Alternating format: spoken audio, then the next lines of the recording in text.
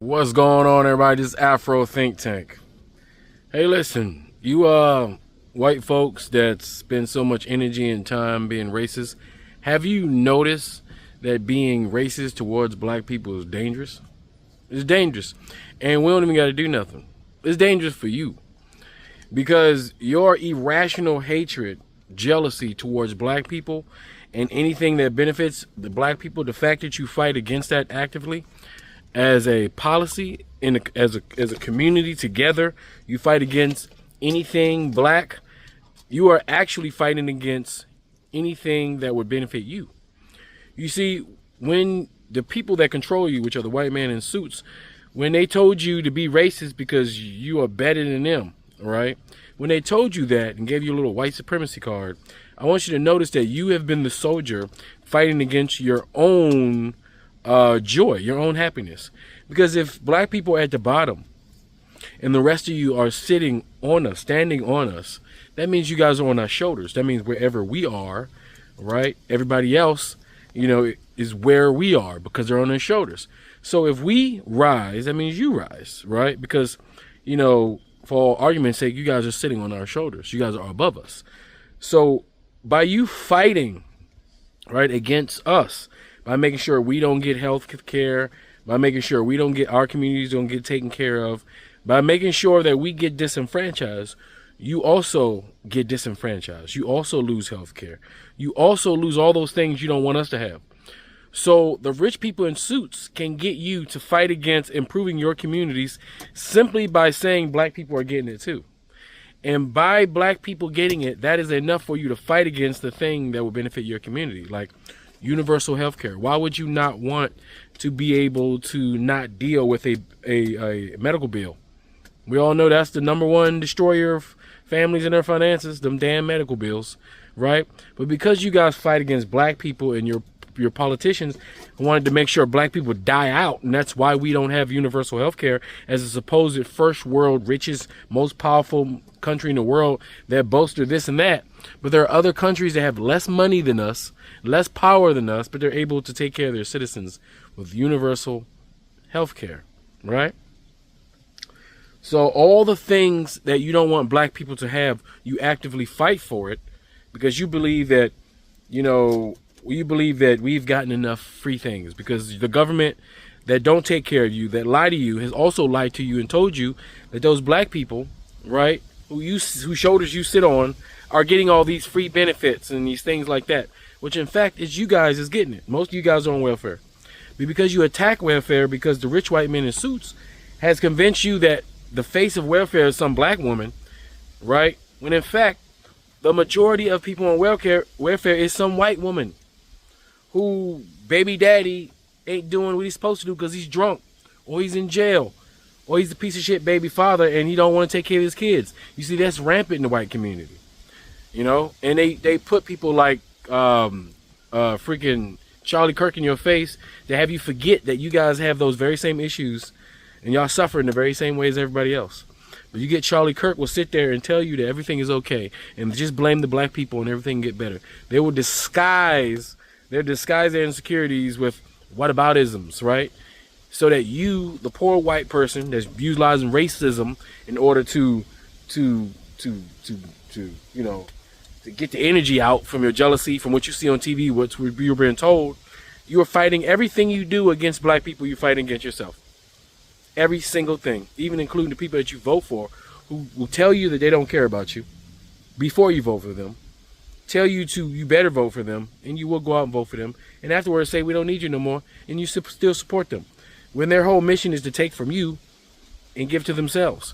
Right now, the Republicans are trying to take away Medicare for 20 million Americans. The Democrats are trying to stop them from doing that. That's why the government's closed. If there was enough Republicans that agree with it, they could just pass it themselves. But because the Republicans run the House, the Senate, they got the White House, they got judiciary, they got everything.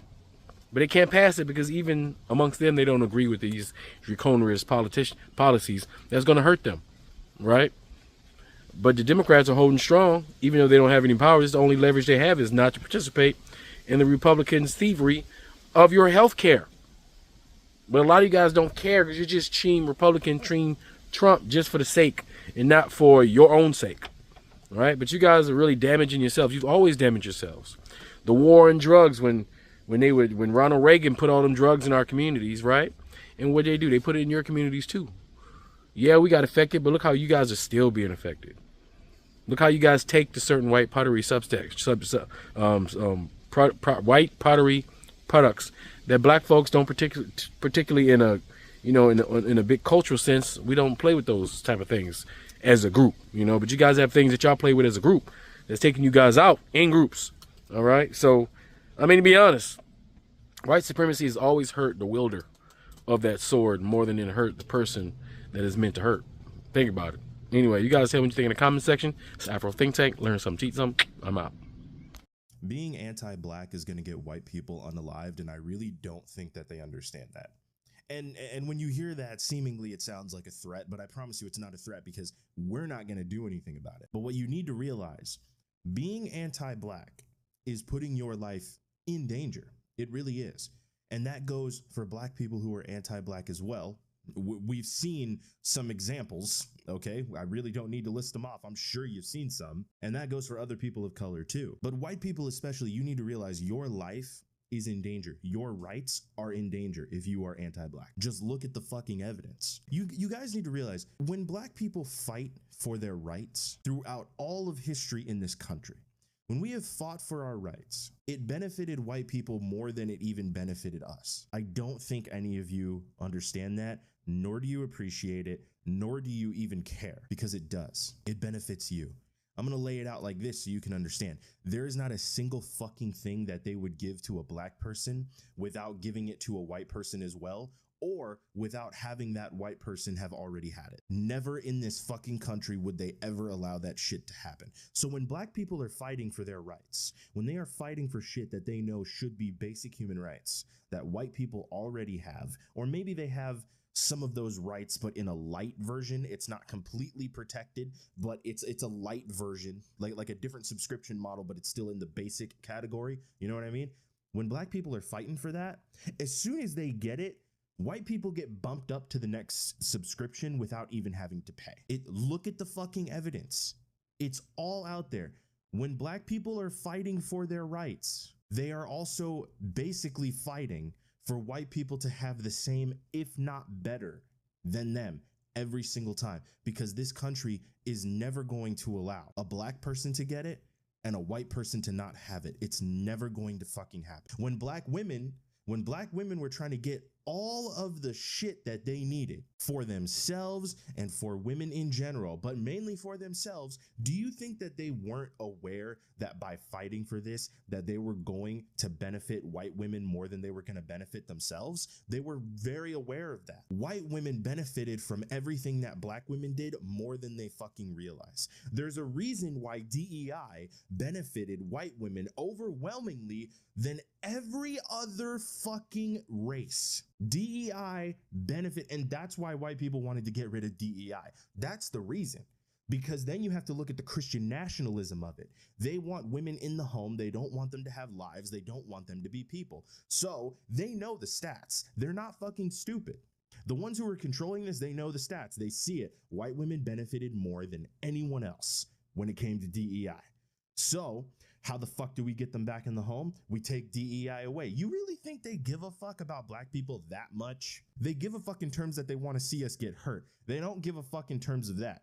It would actually be more beneficial for DEI to be here so that they could get black people into the workforce, and then they could have those, elitist bosses just treating them like shit for their entire career. That would be more beneficial for them. Just getting them out of here ain't. I promise you that. Every single time a black person is fighting for their rights, they are helping white people, and white people need to realize that. You automatically get bumped up into a new category when a black person gets something that they didn't have before, which is also the reason why black people fight for Palestine as much as we do. And we all, and not all of us were privy to that. We were very ignorant on the matter. Some of us were. I myself will admit I was very ignorant on the matter. And I'm sure some of you were in one way or another, but overwhelmingly, that's why we ride or die for Palestine as much as we do, as well as other countries that are going through the same thing that don't get the same news coverage. We fight for that because we know that if it works over there, it could fucking happen to us here. And if it happens to us here, a lot of white people would get caught in the crossfire and y'all would be fucked too. So even if you want to sit here and be pro-Israel because you're a Christian nationalist dumb fuck, you need to understand that if we do make sure that Palestine survives, you are going to be the people who benefit the most from not having them be destroyed. Being anti-black is going to get you unalived. It's going to get you unalived. It's going to get you hurt. You are in danger from doing so. And some of you still don't want to fucking wake up and realize that. And that's your fucking problem. You don't understand that. That's your problem. Ain't nobody trying to argue with you all damn day, bro. Shut the fuck up. Damn.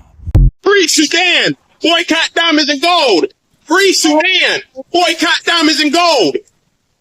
We most definitely cannot forget about the people of Sudan! Thanks for watching Afro Think Tank. Don't forget to like, share, and subscribe. And follow me on Substack and Patreon for more content. Remember, it's Pan-Africanism or nothing.